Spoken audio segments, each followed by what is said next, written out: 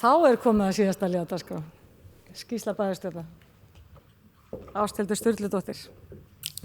Forseti, ágætu bæjarfulltrúar. Innilega til hamingju með samþykktina á menntastefnunni. Ég held að þetta eftir að verða eitt af gæfusporunum hjá Akureyrarbæ að ganga eftir þessari stefnu.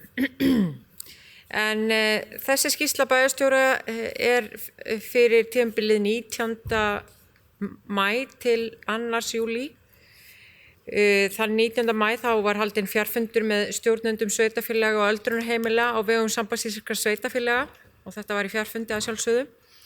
Og markmið fundarins var að fá fram upplýsingar um viðhorf og mat sveitarfélagana á stöðu hjúkrunarheimilana á hverjum stað og horfa til að efla samstöðuna í viðræðum við Sjúkratryggingar Íslands og Heilbrigðisráðuneytið. Það var nú þannig á þessum fundi að velflest sveitarfélögin að hugsa til þess að skila eða segja upp samningum við Sjúkratryggingar og eru í sömu stöðu og Akureyrarbæ. Og það var aftur fundað í morgun og þá hafði í hópinn bæst Vestmannaeyjabær sem eru búin að segja upp samningum sínum eða tilkynna Sjúkratryggingum að þeir munu ekki semja á ný. Og það fundur með heilbrigðisráðherra, sambandi verður með fund með heilbrigðisráðherra á morgun þar sem þetta mál verður rætt en ráðuneytið lítur svo á að sambandið sé viðsemjandinn í þessu máli en við höfum svo sem ekki heyrt neitt frá ráðuneytinu. En 25. maí, mánudaginn 25. maí, þá voru haldnir samráðsfundir í Arctic Mayors Forum og þetta voru að venju góðir og gagnlegir fundir og við vorum að ræða ýmislegt varðar skipulag samtakana. Það margt sem misjafnt í kúltúr landa og það ýmislegt sem misjafnt í kúltúr austantjaldsþjóða og síðan í Vestur-Evrópu. Þannig að það þarf að reyna að ná samkomulagi alla þessa þætti milli ríkjanna sem eru í samtökunum. Þannig að við vorum að fara yfir það og að ekkert týnist í þýðingu en það augljóst mál að hugtök og hugtakanotkun getur stundum verið flókin í milliríkja samstarfi. 27. maí var í viðstödd undirritun nýs þjónustusamnings utanríkisráðuneytisins og Háskólans á Akureyri sem ætlað að efla norðurslóðastarf og sérfræðivinnu háskólasamfélagsins á Akureyri meðan Ísland gegnir formennsku í Norðurskautsráðinu.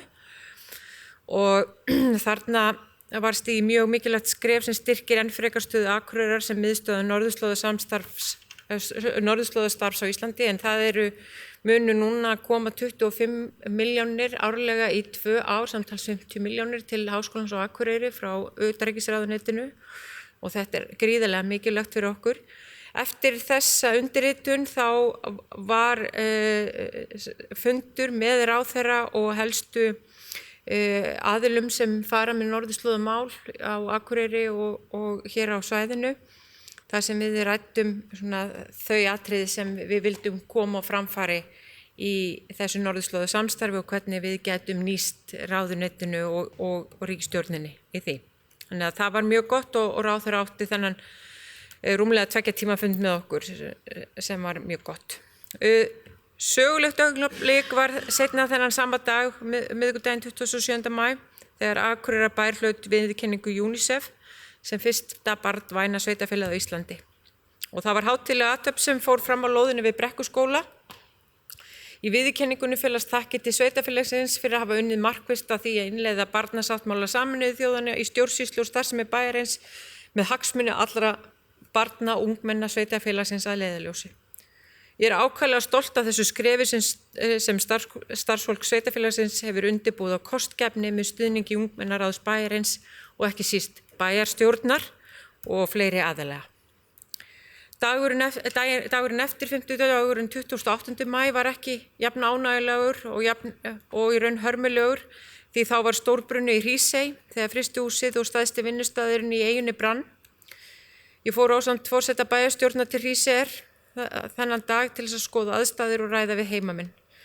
og það ljóst að þetta mikið áfall fyrir Hríseyinga og alla íbúa sveitarfélagsins. Ég vil líka upplýsa það að ég hef verið í samtali við eigendur Hríseyjar Seafood og fyrsti þingmaður kjördæmisins kallaði mig á fund á morgun í hádeginu til þess að ræða við þingmennina stöðuna. Og það vonandi svo að eigendur Hríseyjar Seafood muni koma áfram að vinnslu en að sjálfsögðu fyrirtækið að meta sína stöðu og allt þannig að það mun koma í ljós bara núna á næstu dögum og vikum hvert áframhaldið verður. Nú það hefur talsverður tími farið í ýmis önnur mál innvortis hjá okkur. Það náttúrulega vegna nauðsynlegra endurbóta á Lundaskóla og skipulag, hvernig við ætlum að koma krökkunum fyrir og hvernig við flytjum fólk til. En þetta hefur verið talsvert rask fyrir alla en ánægjulegt að sjá hvernig fólk tekur þessu að miklu æðruleysi og staðráði í að leysa málin og leita lausna.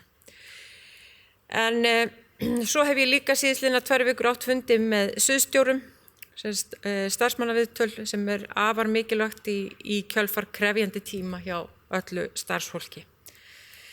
Og svo ýmis önnur viðtöl við einstaklinga. En ég læt þetta duga sinni. Þá bæjarstjóri Ásthildur Sturludóttir lokið máli sínu og eftirtalda fundagerðir lagðar fram til kynningar. Afgreiðslufundur byggingafulltrúa 20. og 28. maí, bæjarráð 20. og 28. maí, fræðsluráð 18. maí, skipulagsráð 27. maí, umhverfis- og mannvirkjaráð 15. maí. Og hægt að nálgast allar þessar fundagerðir á heimasíðu bæjarins og ég segi þá fundi slitið klukkan 17:37. Takk fyrir góðan fund.